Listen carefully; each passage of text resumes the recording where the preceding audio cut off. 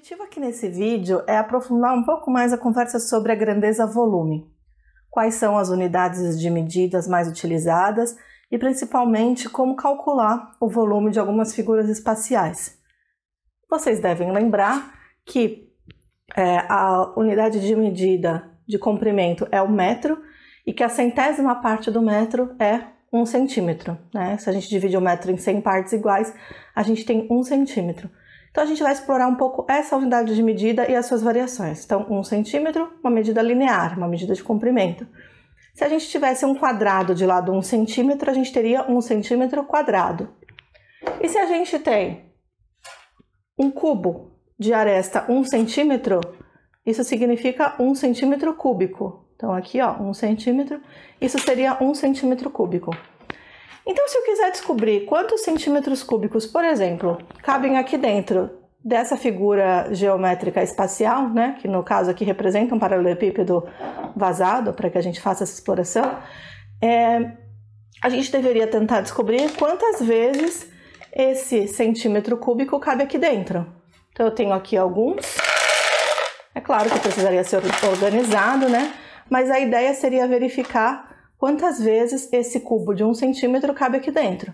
Se fossem 200 vezes, por exemplo, a gente diria que a capacidade dessa figura aqui, né, na verdade que é uma representação de figura, é de 200 centímetros cúbicos. Essa é a ideia. Beleza. Aí a pergunta vem, né? Então, como que eu faço para medir se eu não tiver a unidade de medida 1 centímetro cúbico para comparar? Uma possibilidade é pensar no princípio de Cavalieri, né? Usar o princípio de Cavalieri. O que seria o princípio de Cavalieri? A gente tenta imaginar quantos quadradinhos caberiam no fundo. Né? Deixa eu ver se eu consigo mais ou menos organizar. Né? Se eu tenho aqui um cubo de 10 centímetros por 10 centímetros, esses cubos aqui pequenininhos de 1 centímetro cúbico caberiam 100 vezes. 10 vezes aqui, 10 vezes aqui. É como se fosse, né, uma chapa dessa aqui dentro. Deixa eu ver se eu consigo colocar. Então, nessa chapa aqui eu tenho 100 centímetros cúbicos colados. Então, ela entraria aqui, né, não vou forçar por conta do material, mas imagine que teria 100 centímetros cúbicos. E essa placa, quantas vezes ela se repetiria? Ela se repetiria 10 vezes. A bagunça. Então aqui eu tenho 4, 5, 6, 7, 8, 9, 10. É claro, né, que a representação aqui não é exata, porque a madeira é um pouco mais grossa, né? Mas se vocês observarem, olha, é bem semelhante o volume dessas duas representações de figuras, né?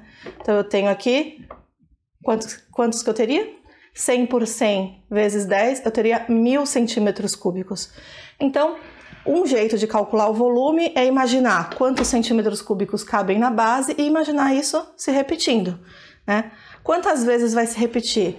Como a altura aqui é de 10 centímetros, então vai se repetir 10 vezes. Né? Aqui, por exemplo, se a gente imaginar que aqui tem 10 e aqui tem 5, então 10 com 5 seriam 50, né? E isso vai se repetir também 10 vezes, porque a altura é de 10 centímetros. Então, 50 mais 50 mais 50 mais 50, 10 vezes caberiam então aqui dentro 500 centímetros cúbicos. Tudo bem? Beleza. Então, vamos pensar um pouco mais. Esse cubo que está aqui, vazado, essa representação de cubo, na verdade, ela tem um volume, como a gente já viu, de 1000 centímetros cúbicos, que seria o equivalente a isso, né? Essa figura também ela ganha outro nome. Quando a gente tem 1000 centímetros cúbicos, a gente pode dizer que tem um decímetro cúbico. Um decímetro é a 10ª parte de 1 metro, ou seja, 1 metro dividido por 10 dá um decímetro, né? Que são 10 centímetros.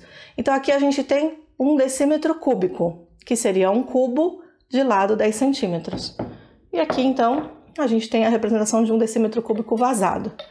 Vocês devem estar se perguntando por que a professora trouxe água aqui, né, para essa aula. Não sei se vocês lembram, mas 1 decímetro cúbico é a medida de 1 litro. Será que aqui dentro cabe 1 litro? É isso que a gente vai verificar. Vamos ver se vou conseguir. Então, eu vou colocar 1 litro dentro dessa garrafa e aí a gente vai olhar aqui por esse copo medidor, né? Esse copo medidor tem 500 ml aqui.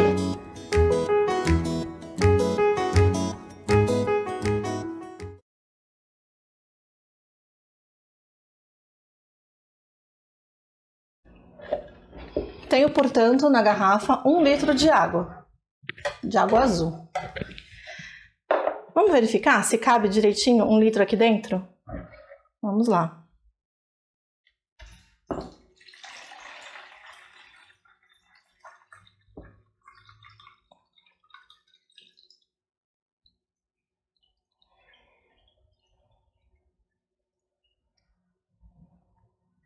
Temos então 1 litro de água aqui dentro desse cubo.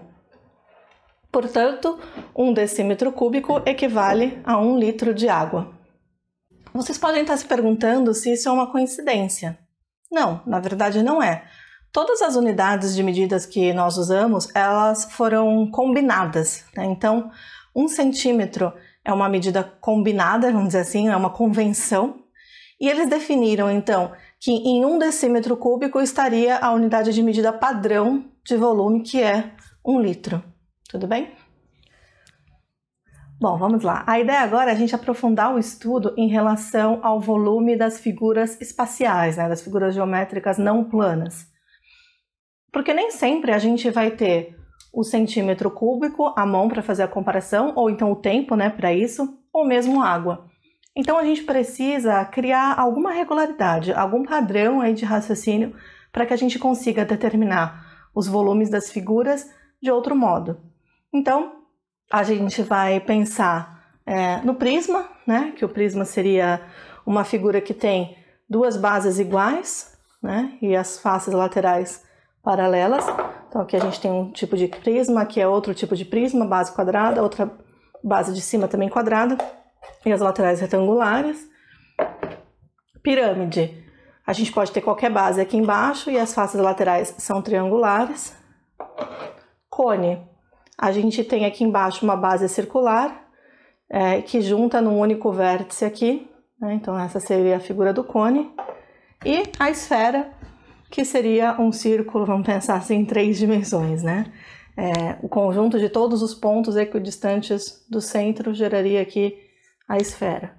Beleza. Então, identificados os sólidos, agora chegou a hora da gente pensar em como fazer para descobrir um modo de calcular o volume desses sólidos, ou então dessas figuras espaciais aí, nas figuras não planas, de outro modo, né? Usando aí um raciocínio matemático. Então, vamos pensar em como fazer isso. Então, o primeiro que a gente vai investigar é o prisma. Então, nós vimos que o objetivo, quando a gente calcula volume, é descobrir quantas vezes o centímetro cúbico cabe aqui dentro. Então, já no outro vídeo, nós falamos sobre o princípio de Cavalieri. Então, se a gente descobre quantos centímetros cúbicos cabe na base, a gente consegue generalizar quanto que vai caber no volume todo. O prisma tem essa característica, né? Que a base é como se ela fosse um amontoado de bases, assim, até chegar no final. Então, para calcular o volume do prisma, basta a gente descobrir qual que é a área da base. Aí a gente pode fazer, aqui nesse caso, lado vezes lados, né? Já que a base é um quadrado. E então, isso vezes a altura, quantas vezes ela vai se repetir na altura. Isso vale também para, por exemplo, essa figura aqui. Eu vejo a área da base, a gente tinha visto no outro vídeo que caberiam 50, né? Quantas vezes isso vai se repetir? 10 vezes, porque 10 é a altura dessa figura. Então, para os prismas, a gente tem essa relação. Então, vamos registrar.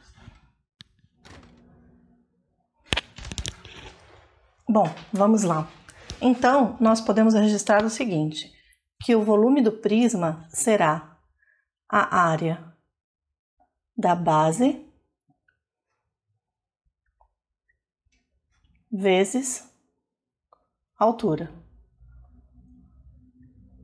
Se a gente quiser escrever isso resumidamente, né, como uma fórmula, a gente pode usar A para registrar a área, e o B é pequeno, a área da base, vezes a altura.